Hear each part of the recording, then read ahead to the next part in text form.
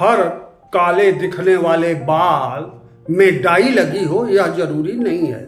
ठीक उसी तरह यह भी जरूरी नहीं है कि हर काला दिखने वाला बाल जो नेचुरल काला हो यह भी जरूरी नहीं है, उसमें डाई भी लगे हो सकते हैं। यानी ठीक उसी तरह जैसे हर सफेद दिखने वाला बाल धूप में ही सफेद हुआ हो, संघर्षों में ही सफेद हुआ हो, यह जरूरी नहीं है।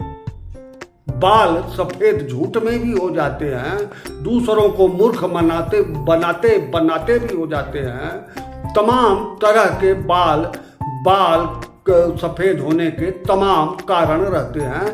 धूप में ही बाल नहीं सफेद होते, बल्कि एसी में बैठने वालों के भी बाल सफेद होते हैं।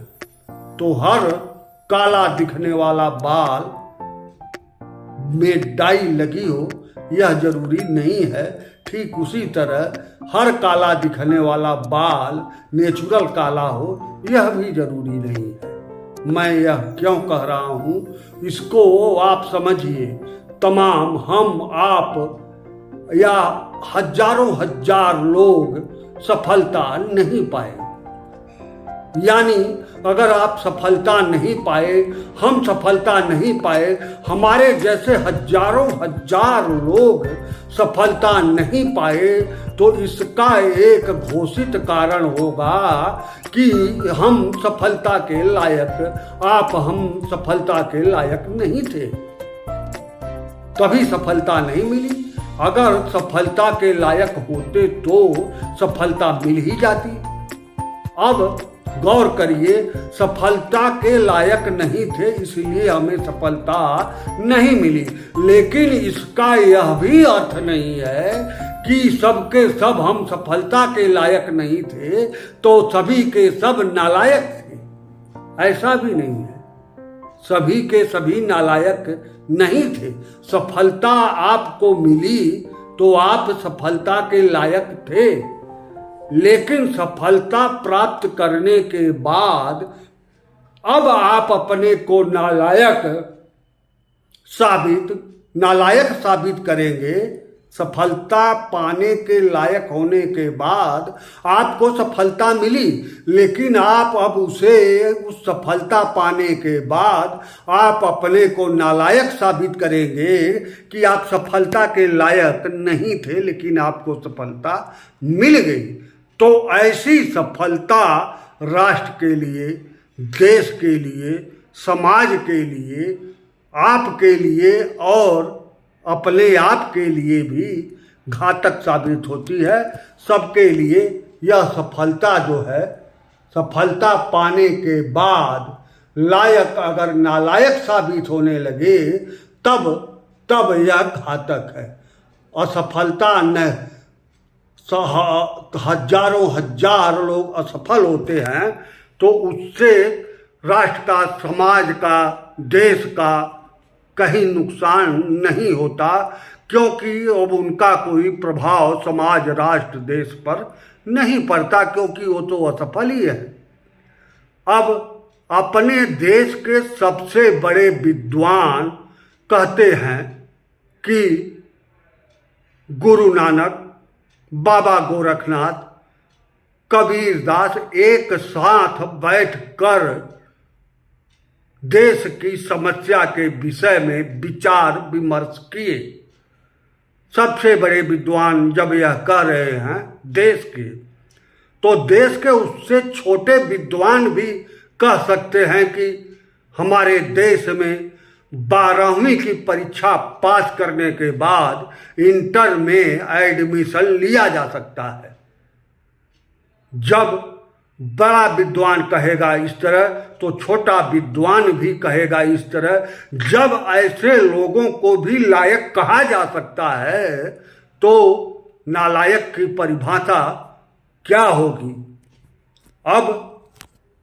अब गौर करिए आप, देश के सामने, राष्ट्र के सामने, जनमानस के सामने, आम जनता के सामने सवाल एक है, एक ही सवाल है सिर्फ, कि वह अपना राजा आखिर बनाए किसको।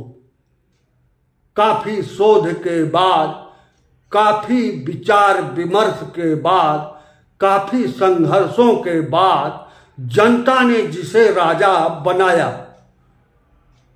अब जनता को, जनमानस को लगता है कि यह जो है हमारा राजा ठीक नहीं है, ठीक काम नहीं कर रहा है, इसे बदल देना चाहिए, क्योंकि यह राजा तो अब निरंकुश सा हो गया है, केवल अपनी बात करता है, हमारी नहीं सुनता। तो जनमानस के सामने एक सबसे बड़ा सवाल उभर कर आता है कि आखिर हम अपना राजा बनाएं किसे। तो वह जो फ्रंट लाइन में चलती हुई धुरी रहती है, उसमें से चेहरा तलाशता है जनमानस, क्योंकि जनमानस के सामने सबसे बड़ा सवाल यही है कि आखिर राजा किसको बनाएं। तब जनमानस को दूर दूर तक राजा बनाने लायक कोई दिखाई नहीं दे रहा है। तब जनमानस अनिर्णय की स्थिति में रहता है और जनमानस या आम जनता का निर्णय न होकर अनिर्णय की तरह निकलता है, और जो राजा उसके बाद बनता है वह निरंकुश नहीं रहता, बल्कि उसके ऊपर लगाम लग जाता है। क्योंकि जब जनता निर्णय देती है तब भी राजा की कुर्सी खाली नहीं रहेगी, राजा तो कोई न कोई वहाँ बैठाया ही जाएगा। तो ऐसे में अनिर्णय की स्थिति में जो राजा बनेगा उसके ऊपर कई तरह का लगाम रहेगा, उसको निरंकुश होने का खतरा थोड़ा कम रहता है। ऐसे में आम जनमानस के लिए यह अनिर्णय वाला राजा कभी कभी काफ़ी अच्छा, काफ़ी फायदेमंद साबित होता है, क्योंकि वह निरंकुश नहीं होता है तो कोई भी निरंकुशता जनता पर भी लाद नहीं पाता है। ऐसे में जनता अनिर्णय की स्थिति में रहते हुए अनिर्णय का ही फैसला अगर देती है तो वह भी राष्ट्र के लिए फायदेमंद ही रहेगा।